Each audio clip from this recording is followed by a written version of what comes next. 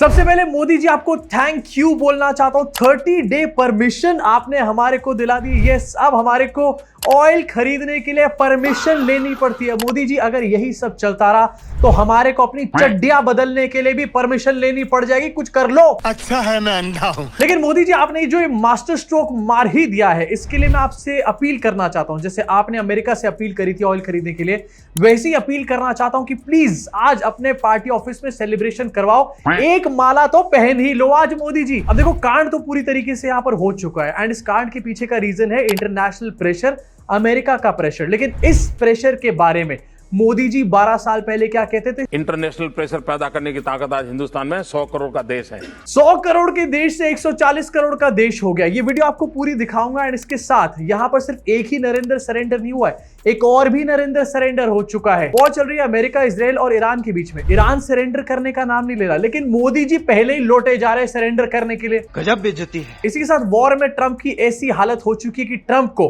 अब ये वाली ड्रामेबाजियां करनी पड़ रही हैं। ओवल ऑफिस के अंदर full on Oscar winning acting चल रही है। अब ये एक्टिंग चल रही है और क्यों चल रही है इसके बारे में भी आज बात करेंगे। एंड साथ में आपको दिखाऊंगा कि संभल में नेतन्याहू के लिए हवन चल रहा है। संभल वालों से अपना देश नहीं संभल रहा, नेतन्याहू का यज्ञ करना है इनको पहले। लेकिन सबसे पहले यहां पर बात करना चाहता हूं 30 डे परमिशन के बारे में। क्या दिन देखने पड़ रहे हैं। एंड ये न्यूज भी इंडियन गवर्नमेंट नहीं, ट्रेजरी सेक्रेटरी स्कॉट बेसेंट है, इसको आप मान सकते हो कि निर्मला सीतारमन है ही अमेरिका की। एंड इन्होंने ट्वीट करके यहां पर बताया कि हम लोग इंडिया को 30 दिन की परमिशन दे रहे हैं कि वो रशियन ऑयल खरीद पाए। एक्चुअली प्रॉब्लम यहां पर सेकंड पैराग्राफ में यहां पर लिखा गया है, the treasury department is issuing a temporary 30 day waiver to allow Indian refineries to purchase Russian oil. आखिरकार ये अमेरिका होता कौन है हमारे को अलाउ करने वाला कि हम किससे ऑयल खरीदें और किससे ऑयल ना खरीदें। And in the first place हम अमेरिका से ऑयल खरीदने की परमिशन मांग क्यों रहे थे?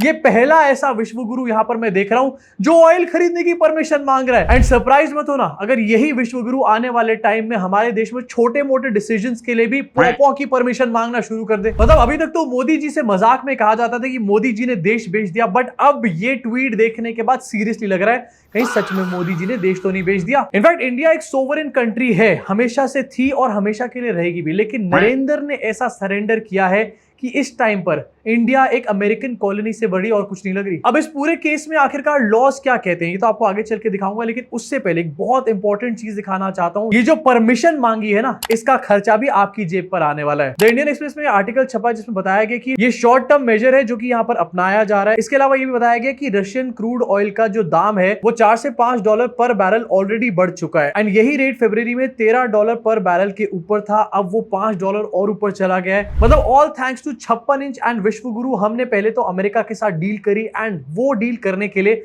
हमने रशिया से ऑयल खरीदना पहले बंद किया। अब हम जब रशिया से ऑयल खरीदने जा रहे हैं अमेरिकन परमिशन के साथ, तो वो ऑयल हमारे को पहले के रेट से और ज्यादा महंगा मिलने वाला है। एंड ये बात आप लिख करके रख लो, सस्ते का बेनिफिट आपको कोई नहीं मिला था, लेकिन महंगे का चपात आपको जरूर लगेगा। एंड मोदी जी ये कैसी डील है आखिरकार अमेरिका के साथ? ये जो इंडिया यूएस की ट्रेड डील थी, इसमें कहीं पर भी ये चीज लिखी नहीं है कि हमारे को रशिया से ऑयल खरीदना या फिर नहीं खरीदना। तो आखिरकार रशिया से अब ऑयल खरीदने के लिए हमारे को परमिशन क्यों मांगनी पड़ रही है और आखिरकार ये अलाउंस हमारे को अमेरिका से यहां पर क्यों मिल रहा है? नरेंद्र सरेंडर। इनफैक्ट इसी आर्टिकल में ये भी बताया गया है कि यूएस अब एक्सपेक्ट करता है कि फ्यूचर में इंडिया जो है यूएस से और ज्यादा ऑयल खरीदे। मतलब ये जो 30 डेज के लिए हम रशिया से ऑयल खरीदने वाले हैं, इसका कॉम्पेंसेशन भी हमारे को अमेरिका को देना पड़ेगा। यहां पर मोदी जी अपना नाम नरेंद्र मोदी से सरेंडर मोदी क्यों नहीं कर लेते? एंड उसके बाद इन लोगों को इस चीज में प्रॉब्लम है कि पीएम इज कॉम्प्रोमाइज क्यों कह दिया। अब हमारे को परमिशन तो मिल चुकी है यहां पर ऑयल खरीदने की, लेकिन लॉ आखिरकार इसके ऊपर क्या कहता है? इंडिया में एक लॉ है ऑयल फील्ड्स एक्ट, एंड वो लॉ ये कहता है कि कोई भी ऑयल या फिर गैस खरीदने के लिए हमारे को किसी से भी यहां पर कोई परमिशन लेने की जरूरत नहीं है। एज ए सोवरेन नेशन हम एंगेज हो सकते हैं किसी भी कंट्री के साथ ऑयल और गैस के ट्रेड में, लेकिन नहीं,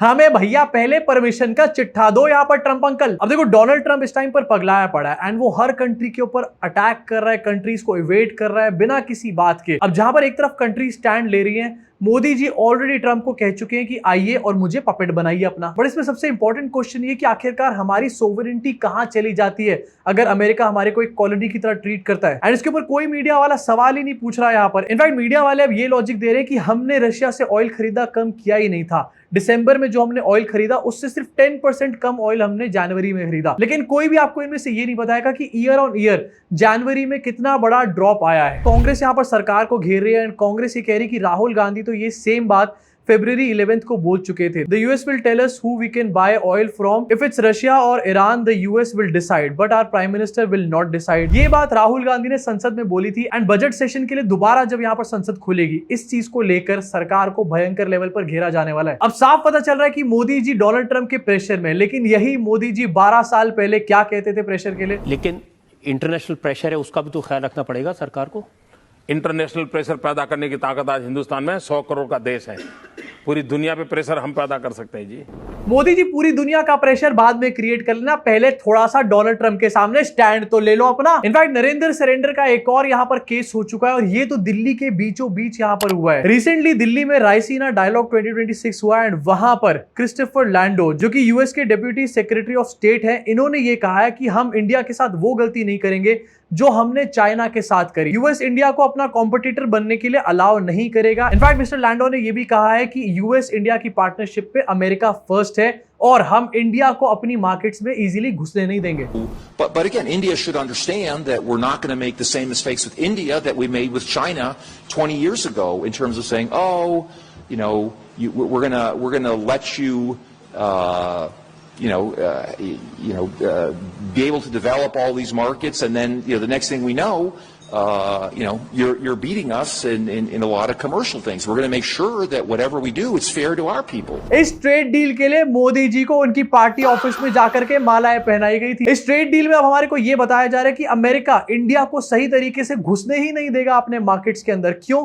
क्योंकि अमेरिका नहीं चाहता कि इंडिया उनके मार्केट्स में घुस के उनके लिए कॉम्पिटिटर बन जाए। तो ये ट्रेड डील किस लिए हुई है? कौन सी फाइलें छुपा रहे थे? इनफैक्ट मिस्टर लैंडो ने जो बोला उसमें से बहुत इंपॉर्टेंट कुछ चीजें आपको यहां पर दिखाना चाहता हूं। पहली तो ऑब्वियसली जो मैंने आपको बताई कि यूएस नहीं चाहता कि इंडिया को ऐसे मार्केट्स में एक्सेस बेनिफिट्स मिले जिससे कि बाद में इंडिया जो है यूएस का कमर्शियल राइवल बन जाए। इसके साथ यहां पर यह भी कहा गया कि हमने जो पार्टनरशिप करी है ये म्यूचुअल इंटरेस्ट पे बेस्ड है, चैरिटी या फिर सोशल वर्क नहीं है। दिल्ली के अंदर आके विश्व गुरु का विश्व डंका बजाया जा रहा है। मोदी जी इतना डंका मत बजाओ, नहीं सह पाएंगे लोग। मतलब ट्रंप का एक मुंडू हमारे को ऑयल खरीदने के लिए परमिशंस दे रहा है, ट्रंप का दूसरा मुंडू दिल्ली में आकर के हमारे को ये बता रहा है कि हम इंडिया के साथ वो वाली गलती नहीं करेंगे जो हमने चाइना के साथ करी, इंडिया को अपने मार्केट्स में घुसने नहीं देंगे, एंड हम कोई चैरिटी यहां पर नहीं कर रहे।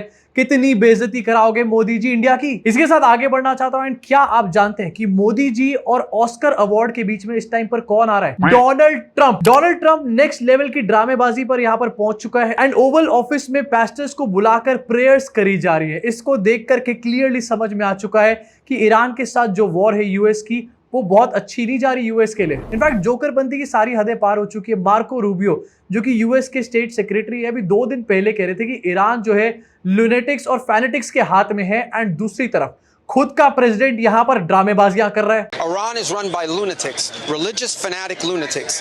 They have Iran is run by religious fanatic lunatics. अबे ट्रंप क्या है फिर? I pray for your grace and your protection over him. I pray for your grace and protection over our troops and all of our men and women serving in our armed forces. अभी तक तो इस बात की speculations थी कि America की side से ये ईरान वाली जो वॉर है ये बहुत अच्छी नहीं जा रही है, एंड ईरान की पावर को मिसकैलकुलेट किया, इसीलिए टाइम को मिसकैलकुलेट करने की भी यहां पर बात कही जा रही थी। बट अब इस बात पे एक मोहर लग चुकी है, ड्रामेबाजियां शुरू हो चुकी है कि अब डोनाल्ड ट्रंप को समझ आ चुका है कि ईरान की वॉर में शायद उनको ये ड्रामेबाजी ही बचा सकती है, उनकी मिसाइलें नहीं। एंड आई थिंक ईरान के लिए इस टाइम पर ये सबसे बड़ी अचीवमेंट होनी चाहिए कि यूएस प्रेसिडेंट वॉर के बीच में ये सब कर रहा है अपनी जान बचाने के लिए। ऑल्सो इसके पीछे का एक बहुत बड़ा रीजन आपको दिखाना चाहता हूं। रिसेंटली सीएनएन का एक रिपोर्टर तेहरान में पहुंचा, एंड सीएनएन की रिपोर्ट में दिखाया गया कि तेहरान में सब कुछ नॉर्मल है, डिपार्टमेंटल स्टोर खुले हुए हैं, सड़क पे लोग घूम रहे हैं, अपना काम कर रहे हैं, शॉपिंग कर रहे हैं, मार्केट्स खुली हुई हैं। ये डोनाल्ड ट्रंप के मुंह पर काफी बड़ा तमाचा है। Taking a quick break for a coffee along the way. We've been driving for several hours. There's a couple of things that we've noticed. Number one is that first of all the shops are open. All the shops are really well stocked, even with fresh things like, for instance, fruits and vegetables. Coffee obviously also available as well. And then also the gas stations. There's no long lines as gas stations. Fuel seems readily available, and you just don't see any sort of degree of panic anywhere.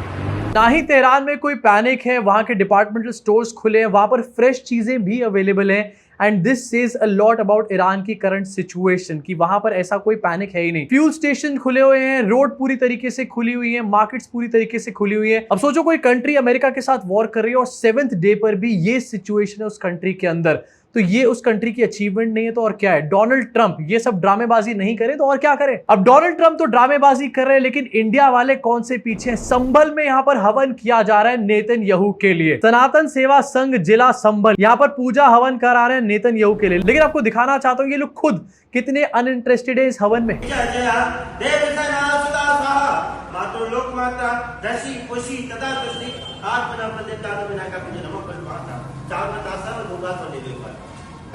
Yellow वाले जो पंडित जी हैं वो इतने ज्यादा पक चुके हैं, इतने ज्यादा बोर हो चुके हैं, और कोई बड़ी बात नहीं कि उनको ये पता ही ना हो कि नेतन्याहू आखिरकार है कौन। इनफैक्ट क्या लिखा हुआ ये भी आपको दिखाना चाहता हूं। ईश्वर से प्रार्थना है कि बेंजामिन नेतन्याहू को धर्म और मानवता की रक्षा हेतु अपार शक्ति, साहस और विवेक प्रदान करे। बेंजामिन नेतन्याहू एक बीफ ईटर है और उसके लिए सनातन पूजा यहाँ पर कराई जा रही है। एंड सिर्फ इतना ही नहीं, रिसेंटली होली गई है एंड होली में एक और वीडियो सामने आई जहां पर मोदी जी और नेतन्याहू का पोस्टर हवा में लहराया जा रहा है।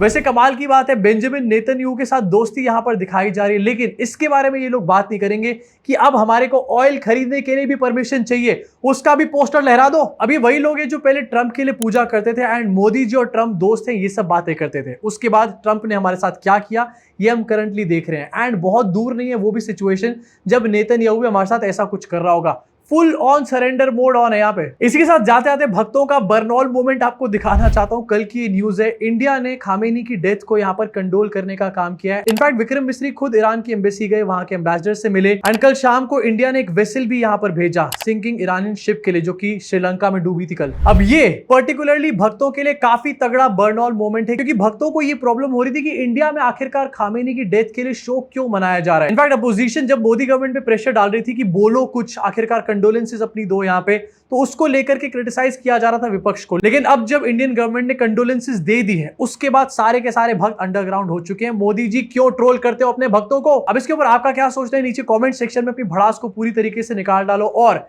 मोदी जी के सरेंडर के बारे में आपको क्या लगता है, मतलब आने वाले टाइम में हम किस किस चीज की परमिशन मांग रहे होंगे। ऑयल की परमिशन हमारे को अमेरिका दे रहा है, एआई स्टैक अमेरिका हमारे को बता रहा है कि हमसे यहाँ पर खरीदो, एंड दूसरी तरफ ये बताया जा रहा है कि इंडो यूएस जो ट्रेड डील हुई है उसमें इंडिया को नहीं घुसने दिया जाएगा अमेरिकन मार्केट्स में। एंड गलती से अगर तुमने इन सब चीजों के ऊपर, जो कि काफी वैलिड क्वेश्चंस हैं, तुमने जवाब मांग लिया तो तुम पाकिस्तानी या बांग्लादेशी हो जाओगे। अभी के लिए इस वीडियो में सिर्फ इतना ही। गोदी मीडिया तो इन सब चीजों के बारे में बात नहीं करेगी, लेकिन अगर आप चाहते हो कि ये सब सच्चाइयां लोगों तक पहुंचे तो लाइक का बटन जरूर दबाना, जिससे कि YouTube इस वीडियो को और ज्यादा पुश करे।